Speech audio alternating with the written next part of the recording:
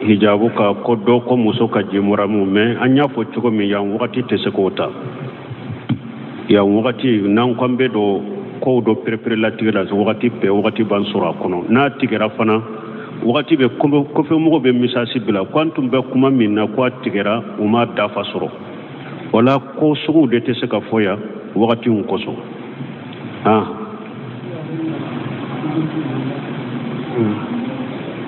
ko muso ka ewa che samarado ko be chogodi do de ni nyinin kale bila kana ako burusula nim fana sanga de be sisa muso be che samara de sa kado ako abe dugu chamana me ale be kuma ayire be dugu mina be kuma ode ka uluka dugu la be ale koni ya ka demba ya be bali ala mo kanake nimbayira na haribi mogo hera ma ube mogo la mogo be jiyan kono haribi umakobu yerela umakobu ka dembala umakobu ka dinala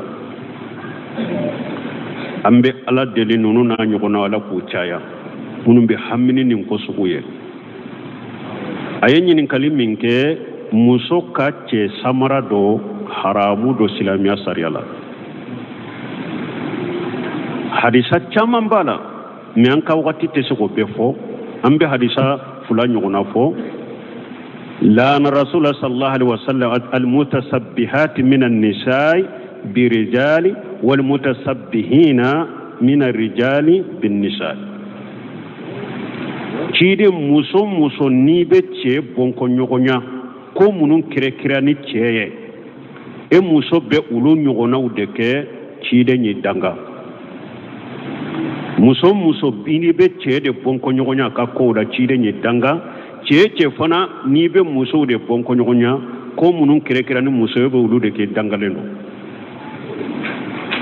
hadisa dawla ciden ko lana rasulullah sallallahu alaihi wasallam rajulun labasa lubusatul mar'a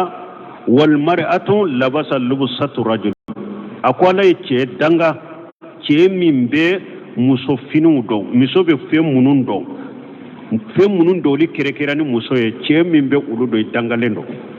fe munun kere ni cɛw fana ye muso min bo ulu do dangalen do awa fule ka ɲinin kalike min ka hadisa kere le nana ninka abi dauda bol kono qila li aishata inna imratan talbasu nala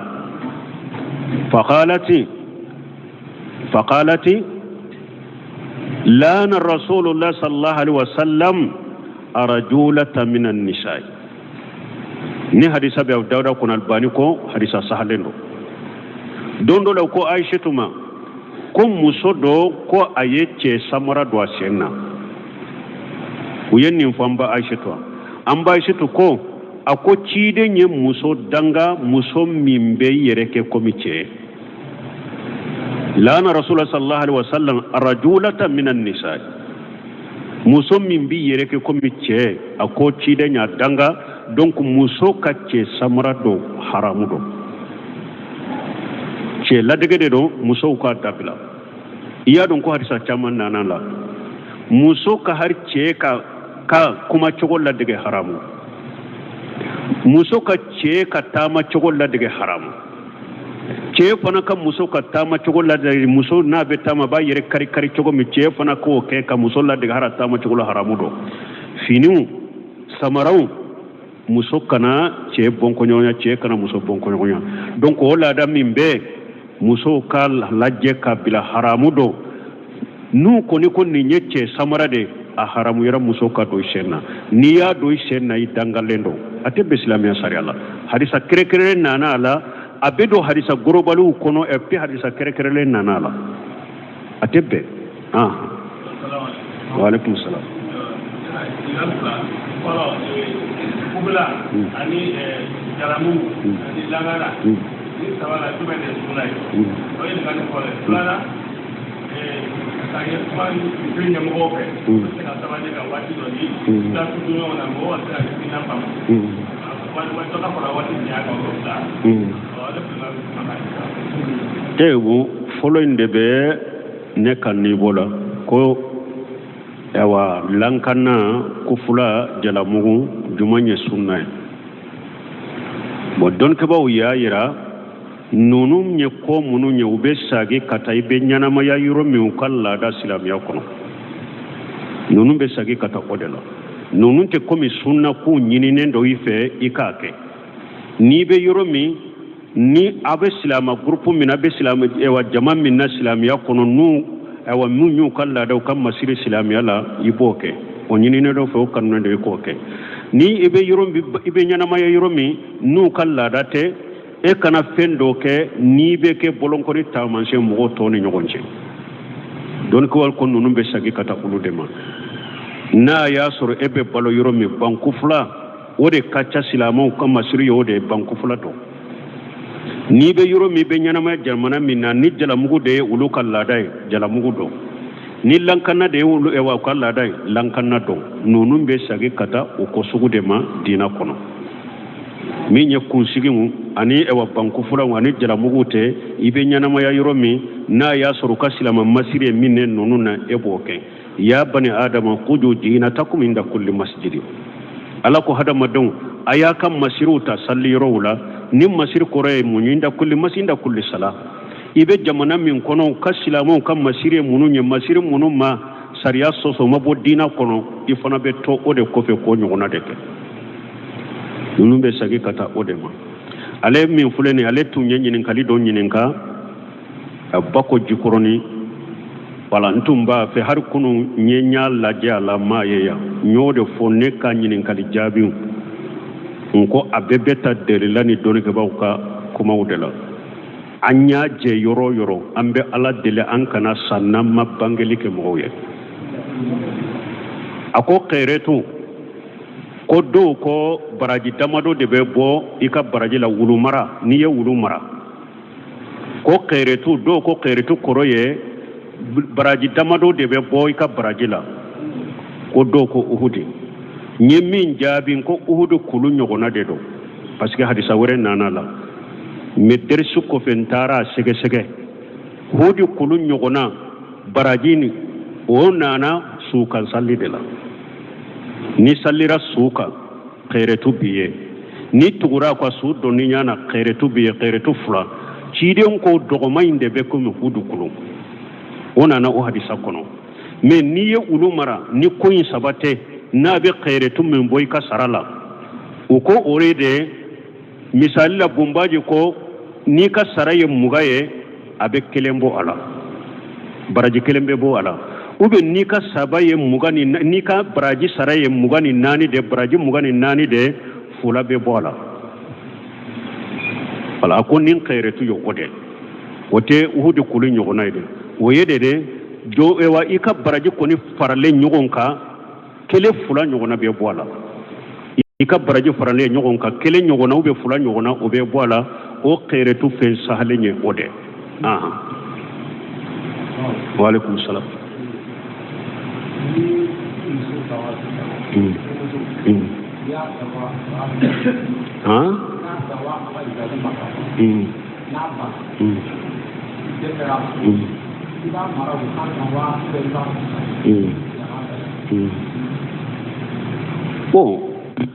ko ni ka muso ya abila aka yere sutura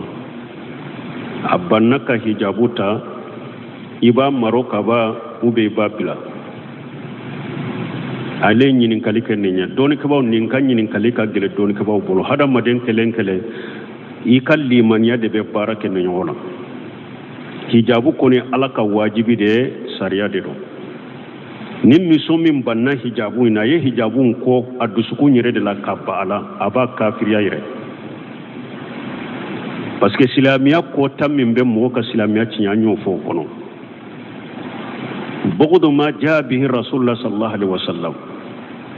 بغض بعد ما جاء به رسول چیدن ni sariya mununna na ni mogo yo ko yibanna wala ibe kafiriya jalika bi anna mukarrihum ma anjala la fa habata amalahum uye fende ko lay min jigala fana yuka baraciya na yi hijabun ko aduskunde la banala o de la ka ko o ba kafiriya ire ni muso sugu abla ni muso sugu bila min ye ala ka dina de ko ka ciden ka tabolo ko ka ciden ka sunna ko duskun kono fo ko ira keneka ni limaniya bila ala ɲɛ sira bila kari bila jɛ o tigilamɔgɔw ka jɛ ɲɔgɔnya kɔ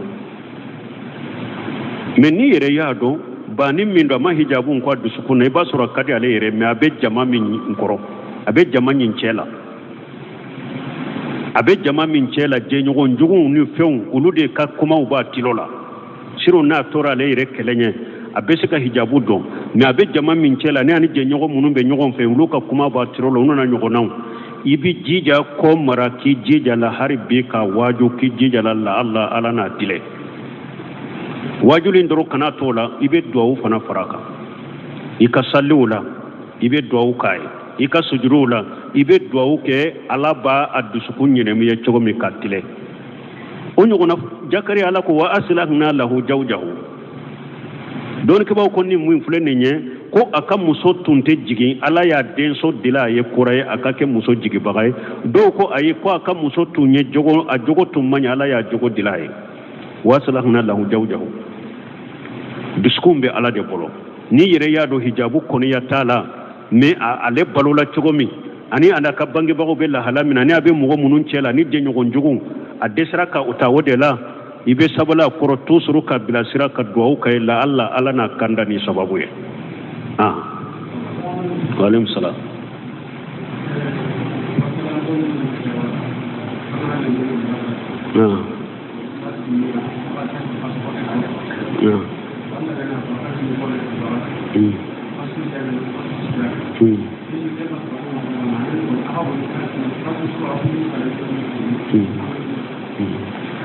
ni ɲɛ min ɲininka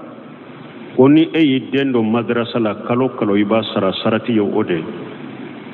bon ni konse wagatiw nana konse don minnu tɛ kala yala o bɛ sara o bɛ to sara dɔɔnikɛbaw ko nin ko sugu wali muslimuna la surutihim nin bɛ sage silamɛw b'u ka sarati de kan sarati dɔ bɛ yen a b'o fɔ da kɔnɔ ani ɲɔgɔn cɛ saratiw dɔ bɛ yen u bɛ sagi ka taa laadaw de ma al-urf n'a y'a sɔrɔ jamana ka ɲɛnamaya cogo a bɛ fɔ da la n'i ka den bɛ don madrasa la hari kɔnjɛw a bɛ sara de dɛ nin ye sarati min n'a y'a fɔ da la ni ɲɔgɔn cɛ kɔnjɛw bɛ sara mais n'a y'a sɔrɔ hari a ma fɔ da la mais jamana kɔni ka ɲɛnamaya cogo bɛ urufu bɔ de kan n'i ka den kɔni bɛ madrasa kɔni la hari kɔnjɛ kɛra don minnu na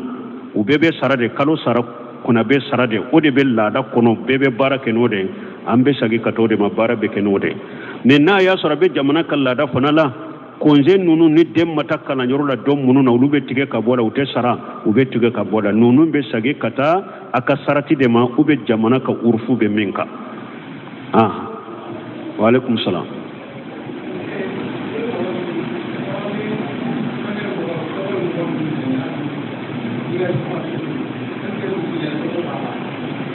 awɔ n y'o de fɔ dɛrɛsu la sisan lesogo b'a la fɛn o fɛn ye haramu de donc ni darura nana a dagari ye dolo dɔrɔn de tɛ se ka min dolo dɔrɔn de tɛ se ka min ko i bɛ yɛrɛ furakɛ n'a ye mais fɛn o fɛn ye dunfɛn de a dagara i ye ala ko waqad fassala lakum ma harrama alaykum illa ma udtirtum ilayhi a ko fɛn o fɛn haramu yɛrɛ aw kan ni ala y'a bɛɛ faranfasiya ye fo n'aw hatagira ka taa haramu min na n'a hatagira ka taa haramu min na o dagara aw ye mɔgɔ tɛ se ka dolo kɔni min ko a bɛ furakɛ dolo tɛ darura ye ko i b'a min a bɛ furakɛ parce que a ka baara to a tɛ mɔgɔ furakɛ yɛrɛ ciden yɛrɛ tile la sehi muslimu kɔnɔ a ye dolo ye dɔ bɔla ko nin ye mun ye a ko fura ko nin to nin ye bana yɛrɛ de mɔgɔ tɛ se ka dolo min kɔnɔ ko i bɛ yɛrɛ furakɛ n'o ye parce que a ka baara t'o ye parce que dumuni filɛ dumuni ani furakɛli bɔnda tɛ kelen ye bɛɛ b'a dɔn kɔngɔtɔ n'a ye jifa sogo tobi k'a dun ka jani k'a dun i bɛ fa mais ni n ko dolo bɛ furakɛ a bɛ se k'a kɛ i bɛ dolo in min i bɛ furakɛ a bɛ se ka i bɛ sa dankaniya t'an bolo o la ko a bɛ darura in wuli kɔngɔ fana dankaniya b'an bolo ni kɔngɔtɔ kɔni y'a kɔnɔ fa o y'a bannen kɔngɔ bɔra la mais dankaniya t'an bolo furakɛli yɔrɔ la donc dolo tɛ se ka min ni furakɛli sabu a tɛ daga o dolo fana bɛ daga yɔrɔ jumɛn sisan dɔɔnikɛbaw ko n'a y'a sɔrɔ mɔgɔ min fɛn dɔ balanna i kan kɔnɔ i ye fɛn dɔ de kun kunu a balanai kan kono amma se ka bo amma se ka jigi fo i ka fendo de mi aka nyoni ka jigi ube ka fendo dun aka nyoni ka jigi halala fensite mi fensite mi nya halala ni bese ka min balana na ba jigi du fensite mi nya halala ni bese ka du na be ni nyoni ka jigi dolo de be uko ni e dolo mi bese ka nyoni ka jigi daga ka dolo mi aka nyoni aska bese ka ninke darwala daga ka mi aka ni nyoni ka jigi awa ni ote dolo te se ka mi nogo kama da mi nogo darwa te se ka dolomi la daga ye furakele te se ka dolomi la daga ye parce que donna u ko dolo yerebe mi nogo de bila mogola donc jifa soko dagara fengo fi haramu yara ni ewa ika darwa ko ni sera ma dagara ye har ewa le soko boda wa alaykum salam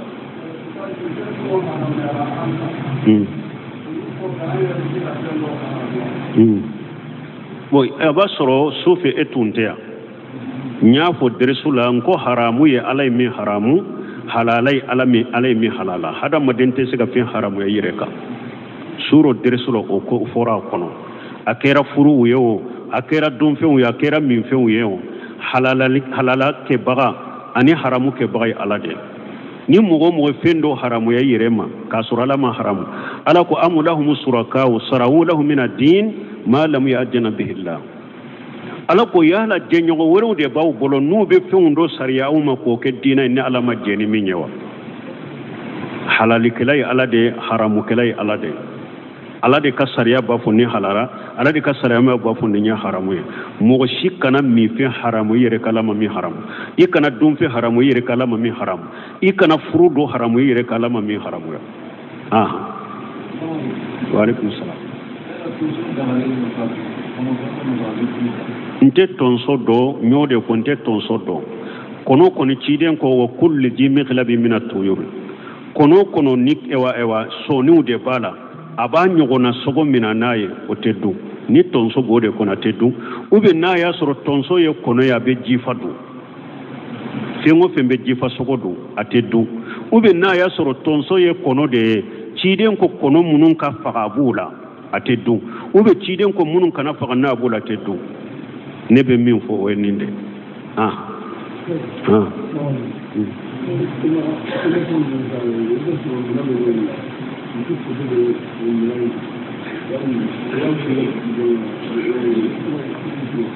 ko ewa minan do be muso photo baka fengo fenye nima photo nde atebbe minala a ferelite daga nima photo ye haramu de fenka fengo fenye nima fende a photo abe fini de ka be fengore la tebbe islamia sariala silamaka do ikana wakati sera inshallah subhanakallahumma rabbana bihamdika shalla ila anta astaghfiruka wa atubu ilayk hijabu ka koddo ko muso ka jimuramu me anya fo chugo mi yan wakati tesekota ya wakati nan kombe do ko do prepare la tira wakati be wakati ban sura kono na tigera fana wakati be ko fe mo be misasi bila kwantum be kuma minna ko tigera uma dafa suro wala ko sugu de teseka foya wakati unkoso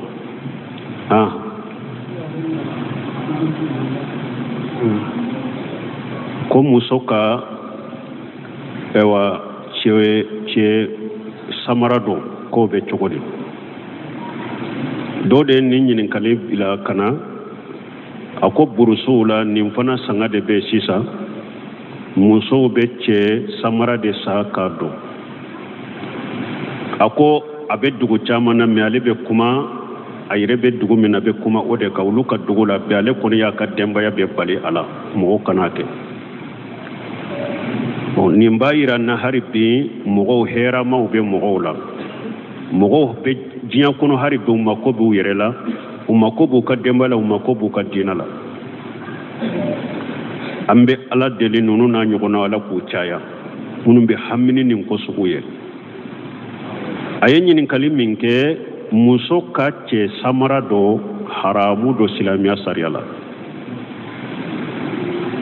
hadisa chaman bala mi an ka wakati te ko befo ambe hadisa fula nyugona fo la na rasul sallallahu alaihi wasallam al mutasabbihat min an-nisa'i birijali wal mutasabbihina min ar-rijali bin nisa'i cide muso ni be cɛ bɔnkɔ ɲɔgɔnya ko minnu kɛrɛkɛrɛ ni cɛ ye e muso bɛ olu ɲɔgɔnnaw de kɛ cide ɲi danga muso ni be cɛ de bɔnkɔ ɲɔgɔnya ka kow la cide ɲi danga cɛ fana ni be musow de bɔnkɔ ɲɔgɔnya ko minnu kɛrɛkɛrɛ ni muso ye bɛ olu de kɛ dangalen don hadisa dɔw la ciden ko lana rasulullah sallallahu alaihi wasallam rajulun labasa lubusatul mar'a wal mar'atu labasa lubusatu rajul akwala cɛ danga cɛ min bɛ muso finiw dɔn muso bɛ fɛn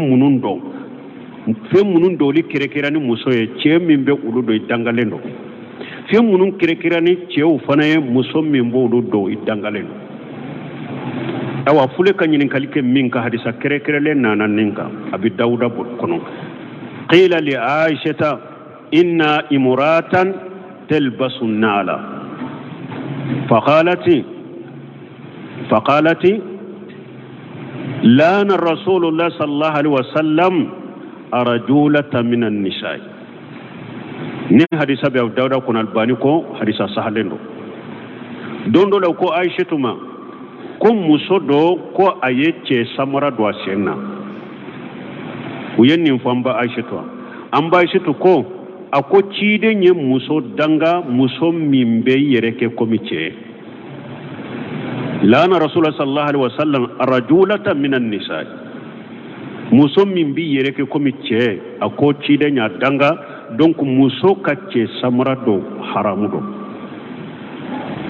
cɛ ladege de do muso ka dabila iya don ko hadisa caman nana la muso ka har cɛ ka kuma cogo ladege haramu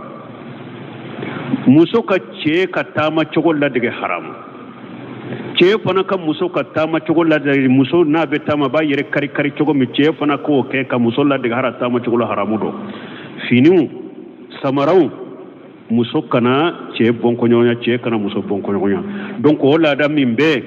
muso ka lajɛ ka bila haramu do n'u kɔni ko nin ye cɛ samara de a haramu yɛrɛ muso ka don i sen na n'i y'a don i sen na i dangalen don a tɛ bɛn silamɛya sariya la hadisa kɛrɛkɛrɛlen nana a la a bɛ don hadisa gorobaliw kɔnɔ et puis hadisa kɛrɛkɛrɛlen nana a la a tɛ bɛn